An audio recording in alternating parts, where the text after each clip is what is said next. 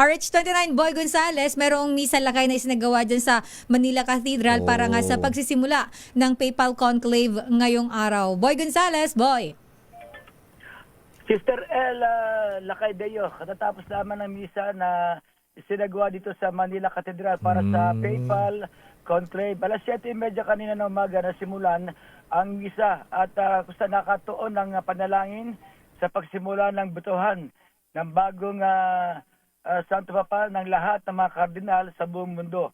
Bukod dito, hinikayat ang bawat Katoliko na ipanalangin ang ginagawang conclave upang magabayan sa pagpili na magiging Santo Papa. Pagugutang nagtipon-tipon ng lahat ng kardinal sa Sistine Chapel at matili sila dito para pagpipilian kung sino ang papalit sa yumaong si Pope Francis. Bukod sa misa, ngayong umaga at mamayang tanghali, hinikayat ang lahat ng mga Katoliko na dumalo sa pagdarasal ng Rosaryo ng alas 11:30 ng umaga na panguna naman ni Cardinal Gaudencio Rosales.